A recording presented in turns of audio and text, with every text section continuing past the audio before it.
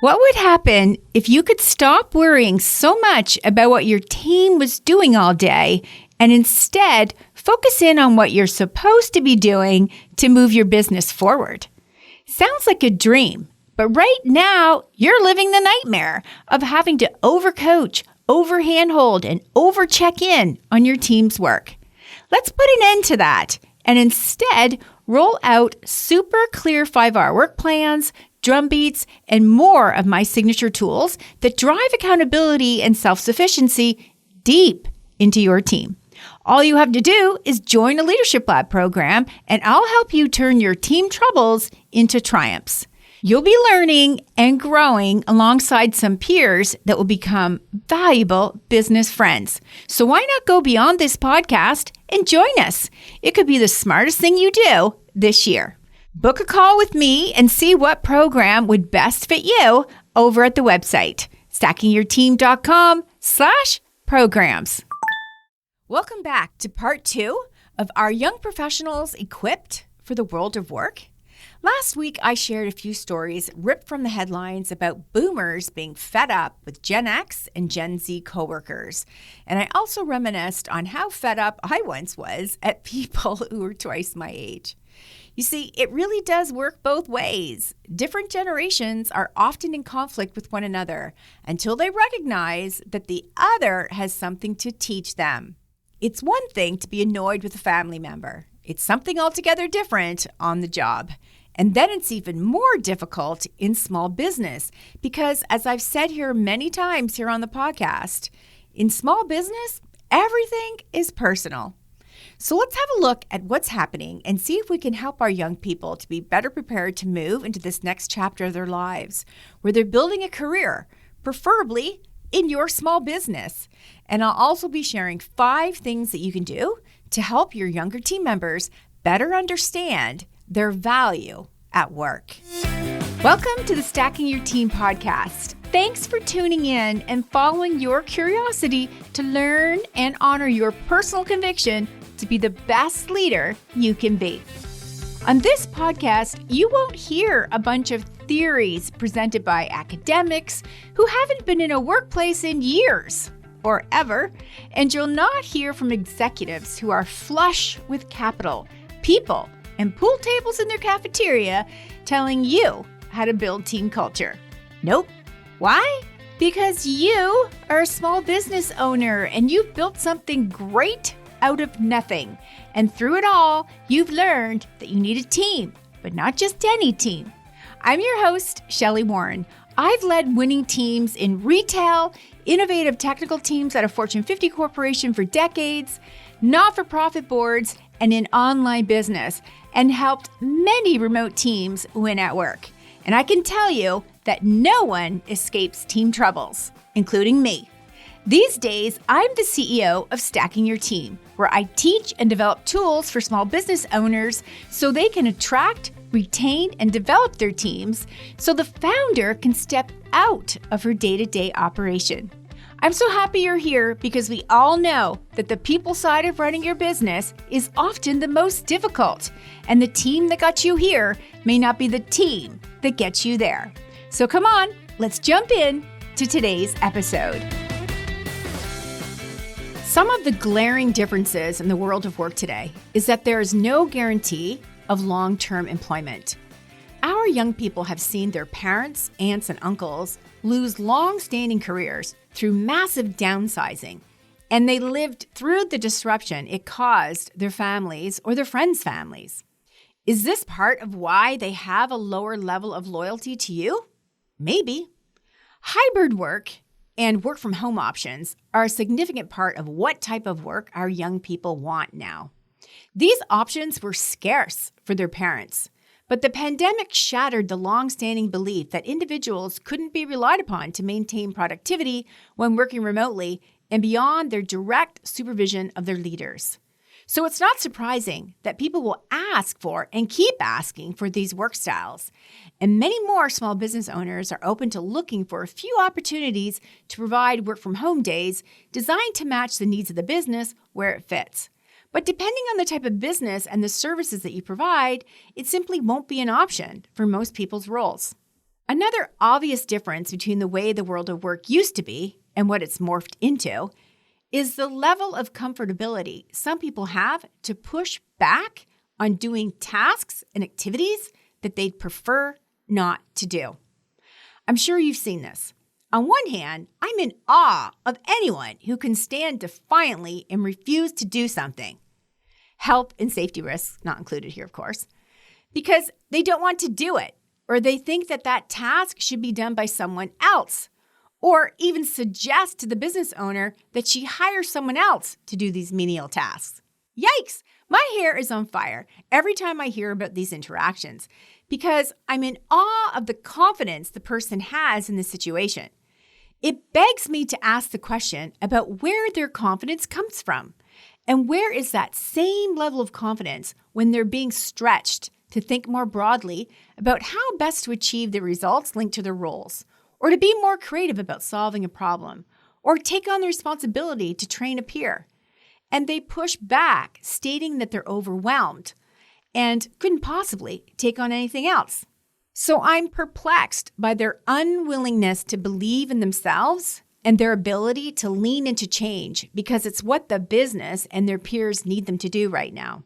So is it an outlook issue, an attitude issue, a lack of optimism, or a lack of desire to move at a different pace other than what they're currently comfortable with? Or do they actually regret taking the role with you in the first place? Another recent real-life workplace dilemma, while the world watched, was Brittany Peach, who filmed her termination call and then shared it on TikTok. It went viral, spread over onto other platforms, and thousands of people weighed in on it. Her employer was Cloudflare, a tech company that sells web security software. And it felt to me like Brittany was part of a large sales team that was being downsized. A client gave me the heads up about this on LinkedIn, and I watched the 9-minute video recording in awe of Brittany's ability to stay calm, albeit she was prepared because many of her team members had already been through the termination call and they gave her a heads up. She had time to converse with her peers, commiserate, and plan her response. And she did. She stood her ground, asking why she was being fired, demanding to know why her manager was not present on the call, and asked multiple times for the data to back up those 2 HR reps for their decision to terminate her. They couldn't or wouldn't comply, and Brittany did a great job of holding back her tears. She kept saying that she worked really hard and that she had many calls with potential clients. She kept saying that her manager had praised her for her hard work and those calls with potential clients, especially as she was in the middle of an on-ramp, which I understood to be a timeline for her onboarding into this role. She also mentioned that her on-ramp period included the holidays. I took that to mean that she didn't have as many sales calls because the business was shut down for the holidays. But here's what I saw. Number 1, it was not clear to Brittany that she was being held accountable to convert those calls into paying customers.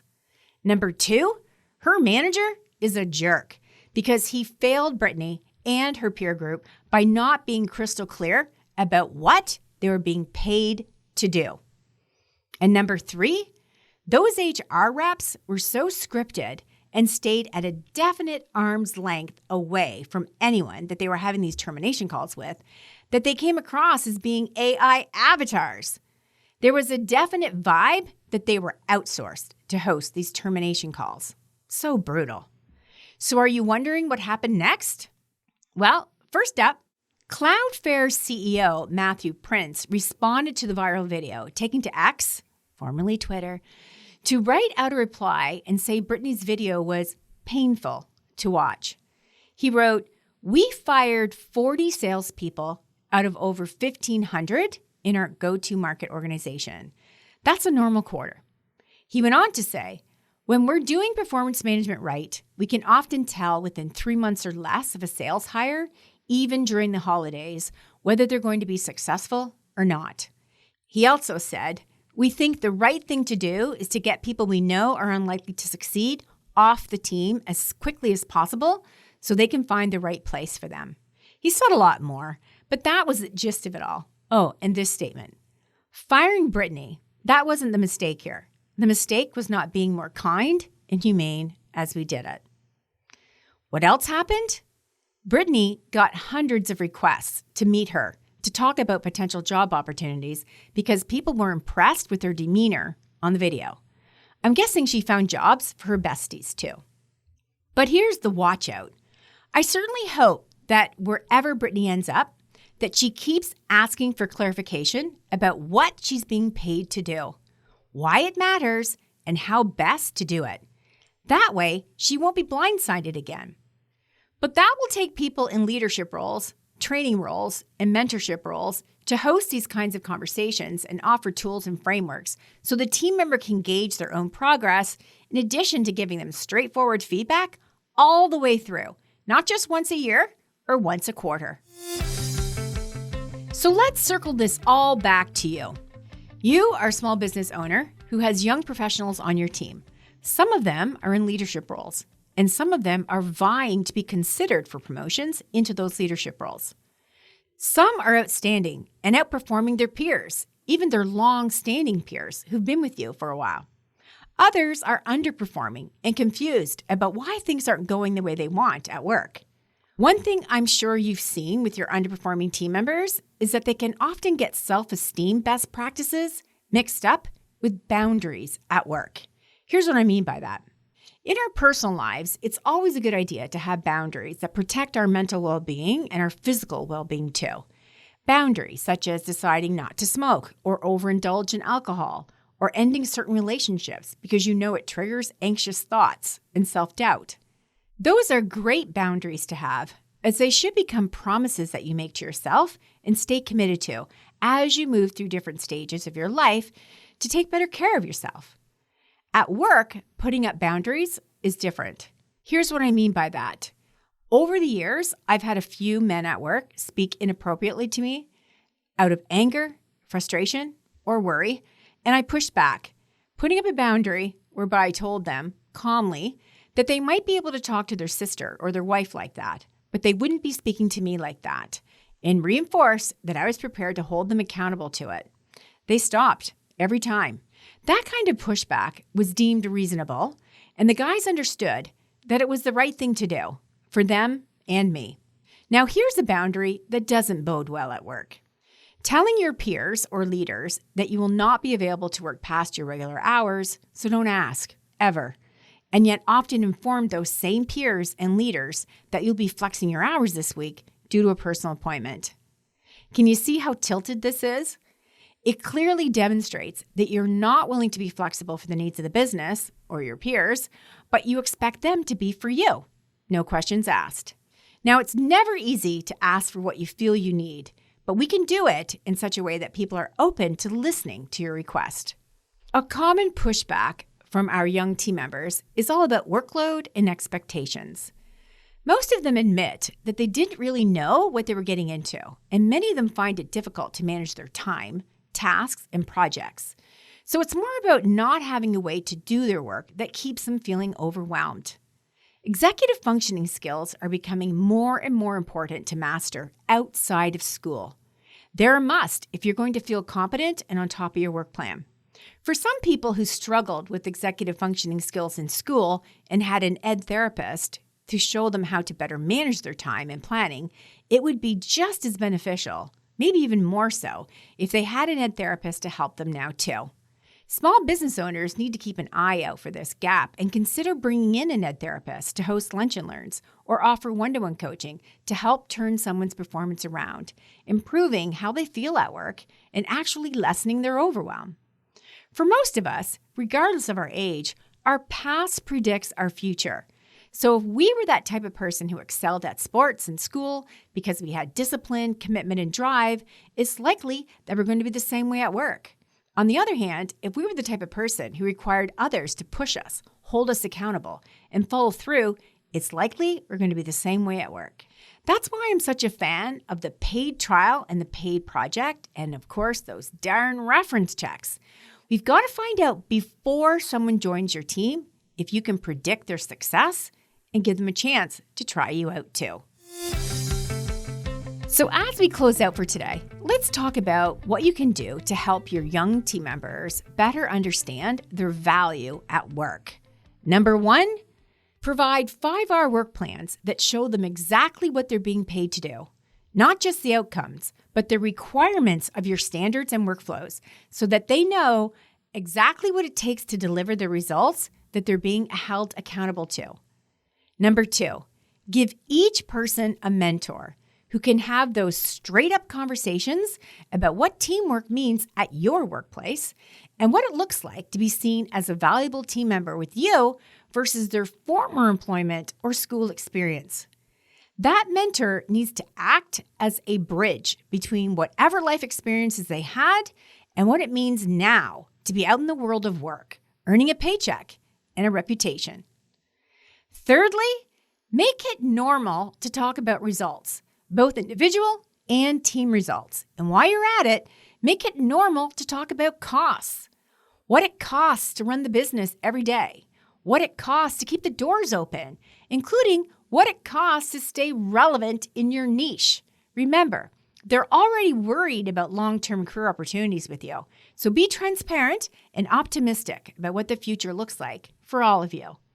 Number 4, provide psychological safety to openly talk about where they're struggling in their role and also teach them to own their next best steps with some coaching from their direct leader who is committed to helping them overcome these challenges, especially when they see that the person is actively listening and trying to improve. And number 5, make it normal to talk about compelling business needs and why their role is important and where their role fits into the overall structure of the business, including your pay curve. Reduce their anxiety and ramp up their commitment by rolling out a pathway for them to build a career with you. At our most recent retreat in Nashville, I rolled out a new tool for our clients in the Leadership Lab that directly impacts point number 5, because it's too darn common for small businesses to lose great talent because those individuals simply don't see a long-term future there. So they keep ladder jumping or moving into corporate or back into corporate life. Another way this tool can help small business owners is that it takes the guesswork out of knowing how to meet the criteria to be considered for promotions in your small business. So instead of young team members constantly asking for a pay raise, claiming they know their worth, they can better understand what they need to do to earn it and then maintain it, which undoubtedly will help them feel secure, seen, heard, and thriving as they bring and then build on their unique skill set and life experiences to the table. If you'd like to create a culture of learning for your team, why not consider enrolling them into the Leadership Lab Team Leader Program? They'll get very relevant on-demand training, a resource library designed to help them excel as a highly valued team member, and they'll also get access to our private community for real-time support, and a quarterly live training call, and then, of course, our highly popular monthly drop-in Q&A calls with me, all at a very affordable price. The people side of running your business is often the hardest, so why not get some quality help and move into this year better prepared for more growth, instead of dealing with team turnover, disappointments, and overpaying for mediocre performance. I'm here to help you. You can get the details and book a call with me over at the website, stackingyourteam.com. Leadership can be exciting, challenging, and lonely at times, so don't go it alone. Let me help you create the team and the leadership structure that you've been craving. So until next time, remember, if you have a dream, you need a team. So let's get stacking yours today.